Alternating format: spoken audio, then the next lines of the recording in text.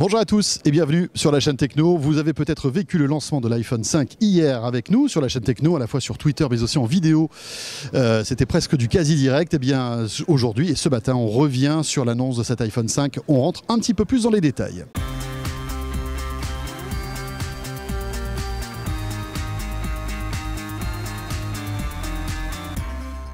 Avec Byster, le mobile sert à payer.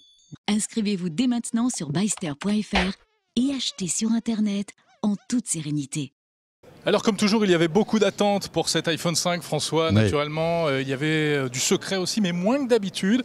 Et du coup, eh bien, on n'a pas été réellement surpris parce que, tiens, on commence par le design. C'est un peu ce qu'on attendait, c'est même carrément ce qu'on attendait. Tu as tout à fait raison. Plusieurs vidéos circulaient sur le web depuis quelques jours, voire quelques semaines. Plusieurs photos aussi montraient cet iPhone 5 avant sa sortie. Et eh bien, on n'a pas été déçus. Tout dépend dans quel sens on se place. Mais effectivement, c'est exactement celui qu'on nous montrait. Plus long, hein, c'est-à-dire qu'on passe d'un écran de 3 pouces et demi à 4 pouces. Voilà, et alors ce qui est amusant, c'est que là où par exemple les autres marques ont choisi d'élargir leur smartphone, Apple a fait le choix de la verticalité. Il ne s'élargit pas, mais il s'allonge cet iPhone. Voilà, pour une prise en main similaire à celle de l'iPhone 4S, parce que finalement, comme il n'est pas plus large, vous allez le tenir de la même manière. Il pourra tenir même dans les petites mains. Il sera tout simplement plus long.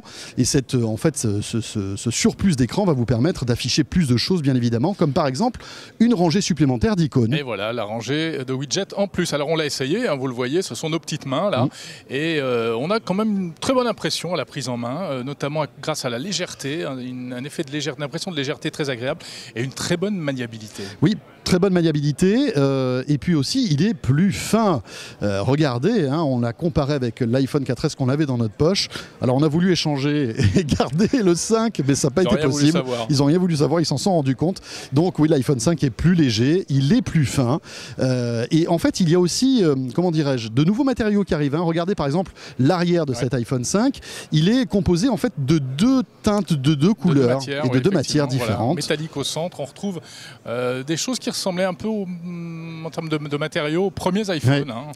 Bon, alors, du métal. Alors, la grosse nouveauté, c'est quand même aussi ce fameux connecteur. Il n'y a pas de nouveauté en fait.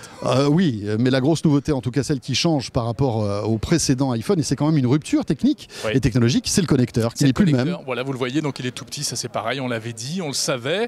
On en a la confirmation aujourd'hui, donc il va falloir changer votre station d'accueil si vous en avez une, ou bien en acheter une nouvelle, ou bien acheter un adaptateur. Voilà. Évidemment, il y aura ça sur le marché très vite. Mais finalement, tu sais, c'est presque un faux problème cette histoire-là, parce qu'on est de plus en plus nombreux à écouter de la musique sans fil, en Bluetooth, en AirPlay, en Wi-Fi aussi, et on se dit que finalement le connecteur, bon, à part pour recharger l'appareil, qui est obligatoire finalement, même pour écouter la musique, bon, c'est secondaire. Alors c'est vrai, tu as raison, mais en même temps, Apple ne coupe pas complètement les fils, et ça, c'est un peu une mauvaise surprise.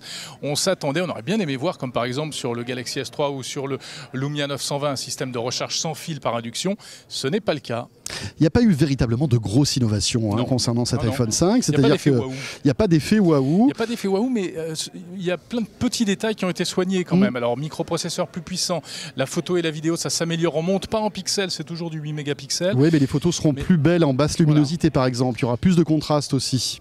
Et puis, je pense qu'en fait, Apple n'a pas voulu créer le choc, le côté médiatique, on vous en met plein la vue, mais ils ont soigné vraiment les détails pour que l'expérience utilisateur, comme ils disent, soit la meilleure possible. C'est-à-dire qu'on a l'impression qu'on a des Samsung qui sont là pour innover, parce qu'ils sont condamnés à innover parce que c'est dans leur gène, etc. Et parce que c'est le jeu aussi de la high-tech.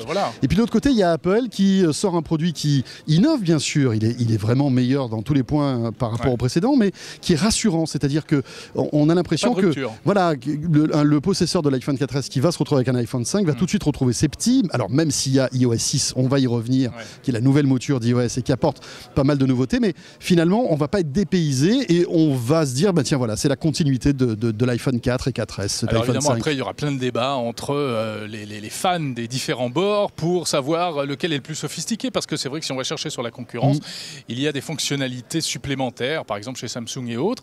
Mais en revanche, en termes d'utilisation, je pense qu'Apple va essayer de faire passer le message d'un très grand confort d'utilisation et de très bonnes performances.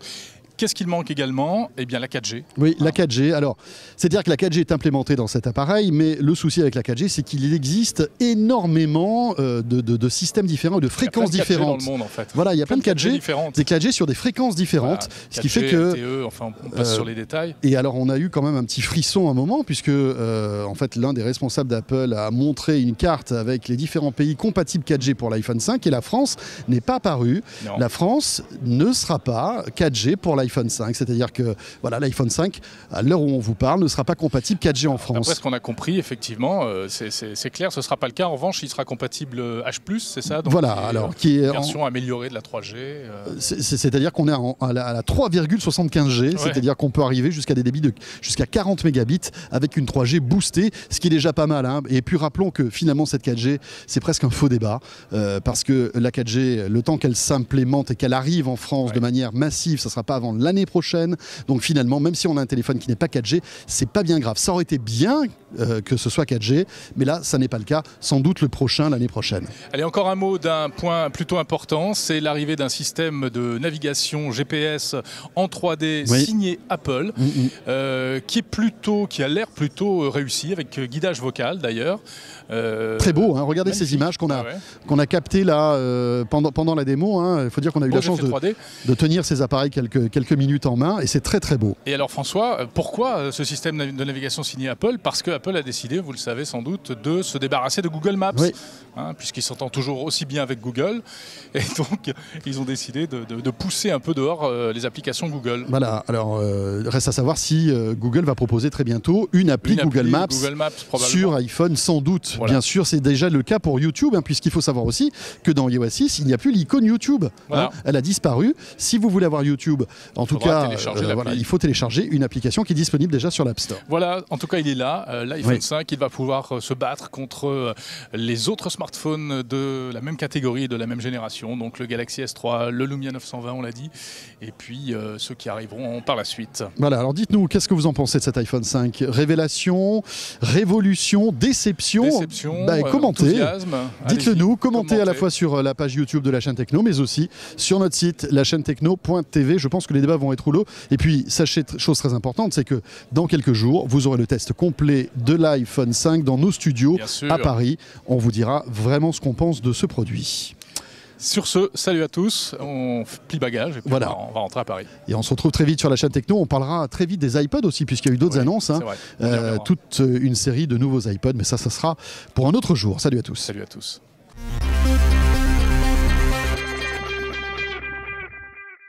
Le plus important ou presque, les écouteurs qui changent également. Ça n'avait pas changé depuis très longtemps. Et ça s'appelle les EarPods. Ouais, voilà. Donc nouveau design, nouvelle ligne. Alors il paraît que ça s'adapte à tous les types d'oreilles. Ça c'est bien pour toi qui avais ce gros problème d'oreille dont on a souvent parlé déjà. Mr. Spock n'aura pas de problème. Il paraît qu'ils ont mis des années à développer en fait ce nouveau concept. On parle de 2 ans, 3 ans d'études, design, ergonomie. Alors on les a entre les mains, on va les tester et puis on vous dira ce qu'on en pense aussi de ces EarPods. Ce sont donc les nouveaux écouteurs qui seront livrés d'ailleurs avec les iPhones, les futurs iPhones et les futurs iPods.